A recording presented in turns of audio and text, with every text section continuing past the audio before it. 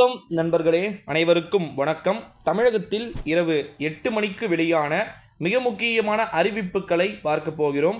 முதல் மிக முக்கியமான ஒரு தலைப்பு செய்தி, அடுத்த கல்வியாண்டு முதல் 2024 2025 ஆண்டு கல்வியாண்டிலிருந்து பார்த்திங்கன்னா 11 மற்றும் 12ஆம் வகுப்பு பொதுத் தேர்வில் மாற்றம் கொண்டு வரப்பட உள்ளதாக சிபிஎஸ்இ பார்த்திங்கன்னா அஃபீஷியலாக நியூஸ் அறிவிச்சிருக்கிறாங்க. அதன்படி கேஸ் ஸ்டடீஸ் ஓகேங்களா, அப்புறமா டேட்டா அனலைட்ஸ் கேள்விகள் 40% 50% பார்த்திங்கன்னா அதிகரிக்கப்படும் அப்படின்னு சொல்லிட்டு இருக்காங்க. அதற்கு பதிலாக பார்த்திங்கன்னா நீண்ட விளக்கமாக பதில் தரக்கூடிய பாரம்பரிய கேள்விகள் வெயிட்டேஜ் 40% 30% அதிகரிக்கப்படும்னு சொல்லியிருக்கிறாங்க.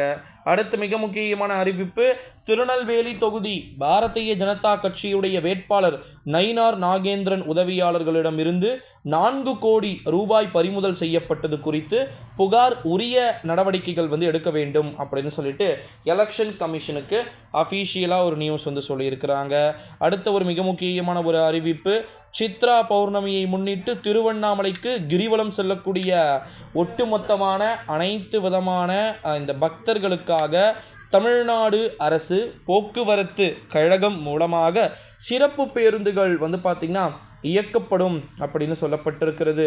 அடுத்த மிக முக்கியமான அறிவிப்பு என்ன அப்படின்னு பார்த்திங்கன்னா, தமிழகத்தில் சென்னை, காஞ்சிபுரம், திருவள்ளூர், தூத்துக்குடி, நெல்லை, குமரி உள்ளிட்ட மாவட்டங்களில் புதிய ரேஷன் கார்டுகள் விண்ணப்பித்த 45,509 பேருக்கு பார்த்திங்கன்னா விரைவில் ரேஷன் கார்டு வழங்கப்பட உள்ளதாக அதிகாரிகள் தகவல்கள் தெரிவித்து இருக்கிறார்கள். குறிப்பாக பார்த்திங்கன்னா அடுத்த மிக முக்கியமான ஒரு தலைப்பு செய்தி என்ன அப்படின்னு பார்த்திங்கன்னா, டெஸ்லா நிறுவன சிஇஓ எலன் மஸ்க் பார்த்திங்கன்னா இன்று பிரதமர் மோடியை சந்திக்க இந்தியா வர உள்ளதாக தகவல்கள் அப்படின்றது வெளியாகி இருக்கிறது. அடுத்த மிக முக்கியமான ஒரு தலைப்பு செய்தி என்ன அப்படின்னு பார்த்திங்கன்னா, இலவச கட்டாய கல்வி திட்டத்தின் கீழ் தனியார் பள்ளிகளில் மாணவர் சேர்க்கைக்கான விண்ணப்ப பதிவு ஏப்ரல் 22ஆம் தேதியான நாளை தொடங்க உள்ளதாக தகவல்கள் என்பது வெளியாகி இருக்கிறது. 2009, 2014, 2019 விட தமிழகத்தில் குறைந்த வாக்குப்பதிவு பார்த்திங்கன்னா பதிவாகியிருப்பதாக தகவல்கள் என்பது வெளியாகி இருக்கிறது.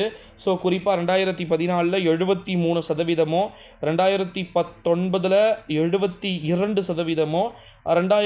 2024 69% மட்டுமே வாக்குகள் பதிவாகி இருப்பதா தகவல்கள் அப்படின்றது வெளியாகி இருக்கிறது.